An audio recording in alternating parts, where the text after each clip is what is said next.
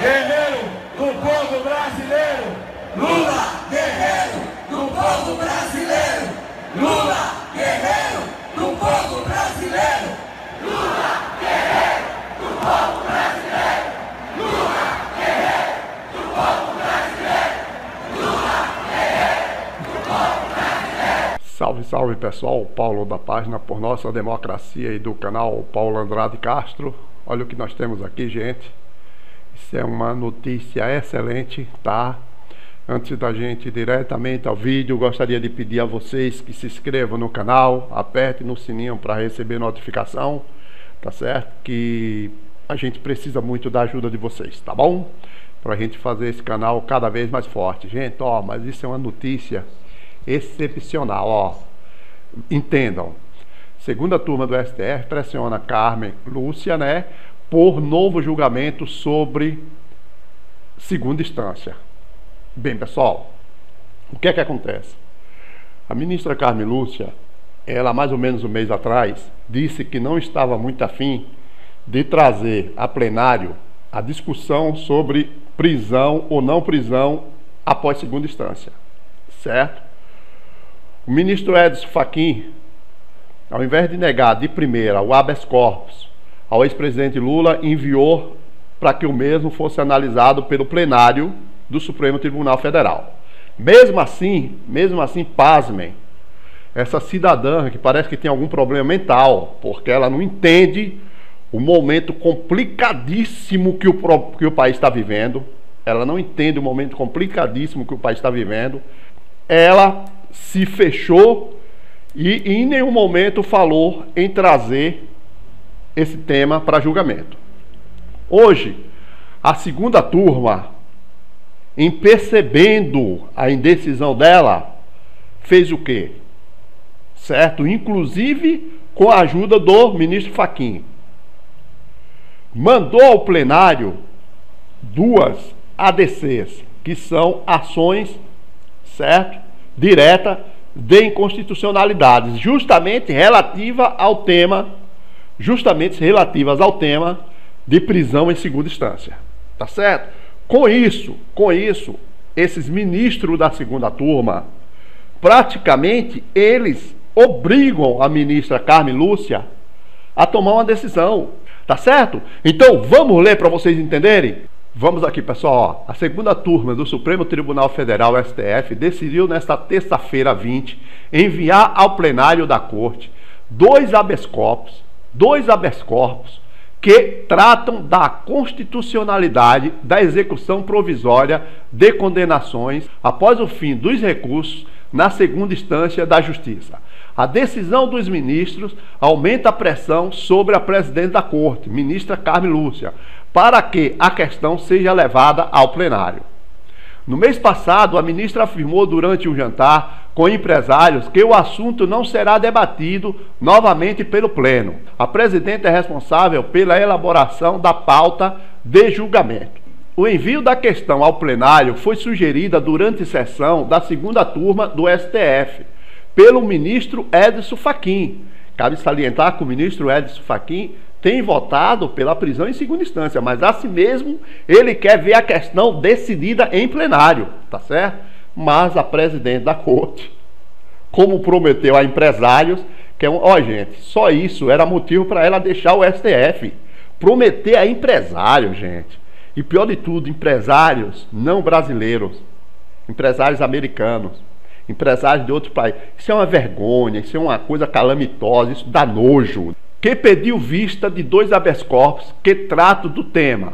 Ao votar nesta tarde, Fachin disse que há uma controvérsia sobre o tema e a questão deve ser definida pela Corte nas duas ações diretas de constitucionalidade, ADC, protocoladas pela Ordem dos Advogados do Brasil, nas quais a prisão após segunda instância devem ser discutida novamente. Eu botei o C porque tem ali, tá, pessoal? Não colocaram, mas tem, tá?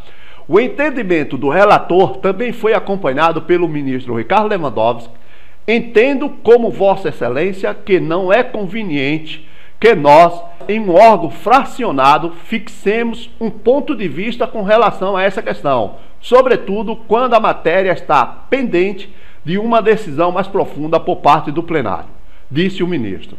Já o decano do STF, ministro Celso de Mello, foi mais duro ainda, relembrou que as duas ADCs foram liberadas para julgamento no final do ano passado pelo ministro Marco Aurélio. Relator: basta que a senhora presidenta, no exercício do seu poder de agenda, paute estes feitos, uma vez que o relator está em condições de proferir seu voto e é matéria de maior importância. Embora os ministros tenham tratado das ações diretas protocoladas pela OAB, a questão de fundo afeta a situação do ex-presidente Luiz Inácio Lula da Silva. Há 2 semanas, Fachin enviou para julgamento no plenário da Corte um habeas corpus preventivo no qual a defesa do ex-presidente tenta impedir eventual prisão após o fim dos recursos na segunda instância da Justiça Federal. Não há previsão para Carmen Lúcia pautar o processo. O cenário atual na Corte é de impasse sobre a questão. Os ministros Gilmar Mendes, Dias Toffoli, Rosa Weber, Ricardo Lewandowski, Marco Aurélio e Celso de Mello são contra a execução imediata ou entendem que a prisão poderia ocorrer após a decisão do Superior Tribunal de Justiça, STJ. Já os ministros Edson Fachin, Luiz Roberto Barroso, Luiz Fux, Alexandre de Moraes e a presidenta Carmen Lúcia são a favor do cumprimento após segunda instância. Beleza? Então, gente, vocês percebem pelo que eu consegui ler aí, que já é quase certa que a maioria vai decidir pela prisão após julgamento no STJ, certo? Após julgamento no STJ, ok? Porque são 6 os ministros, pelo que está escrito nesse texto. Bem, pessoal, como vocês perceberam aí o que a gente leu, tá certo? A presidente do STF insiste numa questão enlouquecedora para todo brasileiro, porque, na verdade, ela está brincando com fogo, ela está deixando a incompetência dela levar esse país ao caos, tá certo? Porque todo mundo sabe o que vai acontecer se prenderem o Lula. Mas não é porque é o Lula, não é porque é o Lula, ministra, é porque o cara é inocente, você tá me entendendo? O cara é inocente, é só por isso. Pelo amor de Deus, deixa de ser cabeça dura, tá certo? Então, pessoal, quero lembrar um outro detalhe aqui com vocês. Lembra que eu falei para vocês, eu venho dizendo aqui o tempo todo, que o habeas corpus impetrado em favor do ex-presidente Lula continha uma falha gravíssima. Tudo isso que está acontecendo, gente, cada vez mais mostra que eu tenho razão. E por quê, pessoal? E por quê? Pensem comigo. Isso vai para plenário do STF, tá certo? Ok? Então, o que é que tem lá naquele habeas corpus? Tem exatamente o que tem em todos os outros. A chance de ser impedida a prisão do Lula em segunda instância é grande, mas não pelo que contém o habeas corpus.